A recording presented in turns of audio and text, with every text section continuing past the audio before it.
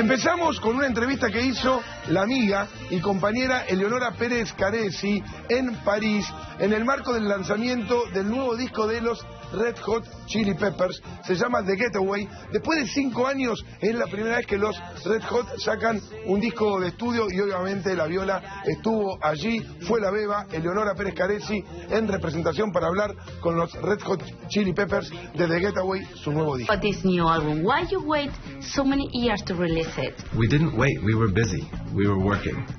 So we put out a record and then we go on tour for 2 years. Yeah. Africa, Middle East, South America, Australia, Asia, Europe. We were working for 2 years after I'm With You. Then we took a small break, and then we started writing new songs. Then Flea broke his elbow.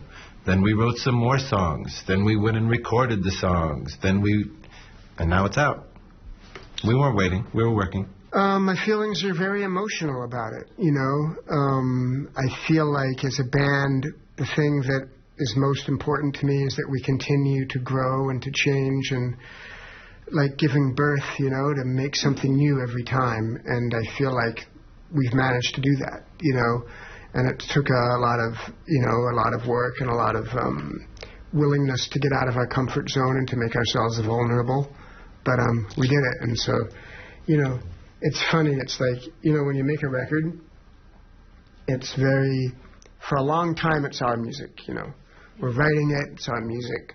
We're playing it together, it's our music. We're recording it in the studio, it's our music. It's our special thing, like our new baby, you know. We're working it and giving it new clothes and loving it and changing its diaper and doing all these things. And then it comes out into the world. And then it's not ours anymore. You know what I mean? It's not mine. It's going to be, you know, some kid in Buenos Aires in his bedroom is going to listen to it and decide whether he thinks it's great or whether he thinks it's bullshit, you know? Mm-hmm. And so it's an interesting transition. And I just, you know, for us it's been a very emotional thing, as it always is, to make music. And I feel like we made something that's new and feels for us really fresh. When we play it, it's fun, we're excited.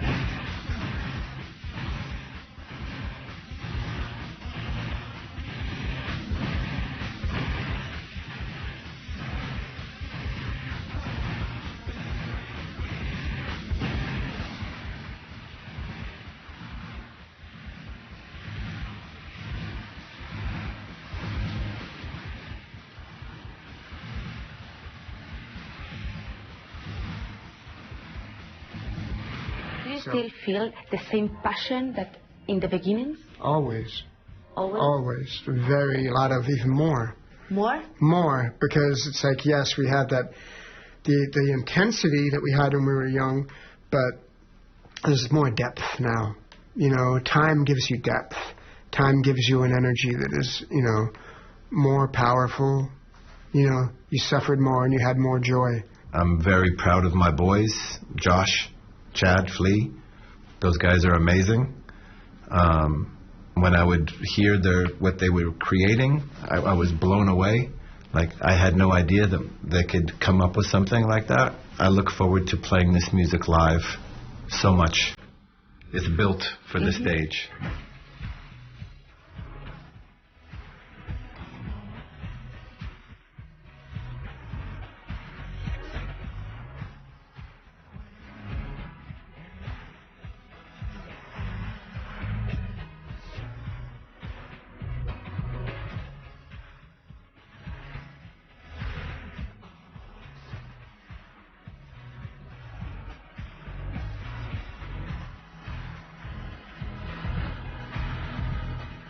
After a lot of albums, you decided to change your producer. Yeah. Why? We felt like we needed to change to get out. We were too comfortable. We were like doing the same method, the same process. We're always trying to grow as artists, but we were using the same method, like driving the same car every day. You just start to go the same way every time. Both producers are highly intelligent. I would honestly say that they're two of the smartest men that I know. So the ability to hear the big picture of music, to analyze it and decide what's good and what could be better. So they have similarities. But Danger Mouse is coming from a different world than Rick is coming from, and has different techniques of recording in the studio, which we wanted. We wanted to change. You know, Rick is wonderful. There's nothing but greatness about what he does. But we just needed a new taste, a new flavor, something that would put us out of our comfort zone, where we would be forced to look deeper in ourselves to find something new. And he's very good at that. We needed to change. We needed to mix it up. We needed to do something different.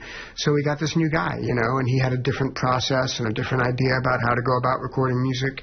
And it made us, you know, try a different process and get uncomfortable, and to put ourselves in a position where we would do something new that we didn't know what we were doing. It was a super interesting and intense, high-pressure situation, because he wants to write a new song that day in the studio.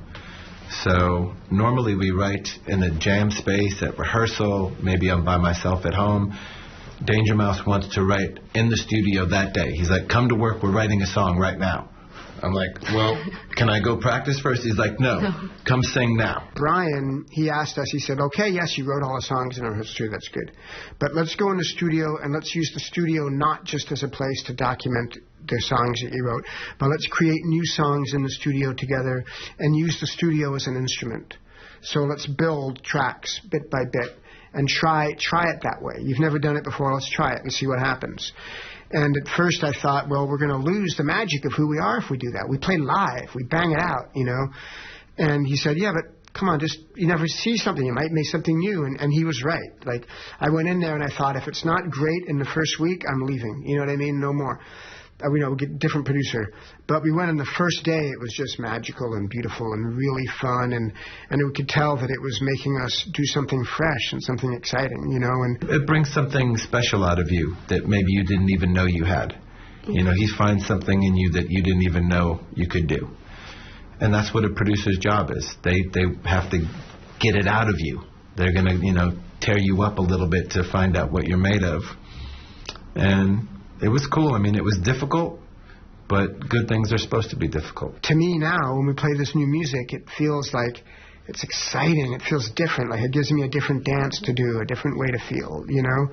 And, yeah, it's nice. Seeing a woman who was trying to get the darkness out of me with Eastern Indian technique of hot oil on my forehead. And John Frusciante, of all people, found out. And he's like, Anthony, no! Don't get rid of your darkness. You need that for creativity. And I was like, he might be right. So when we feel the darkness, when we feel the black place inside of us, don't worry about it. It's there for a reason. It's part of our balance. And, you know, whether it's with relationships or how you feel about yourself or whatever it is, you don't have to fight it. You can just let it work for you.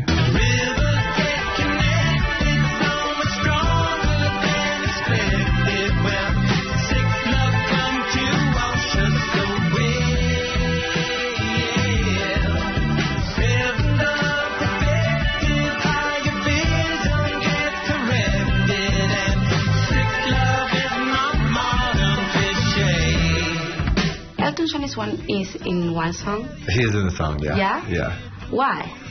Because we wrote a song that takes some inspiration from music that he made, and we wanted to give him credit for inspiring the chords in this music. It's the song is very different from his song, but we used chords that he put together.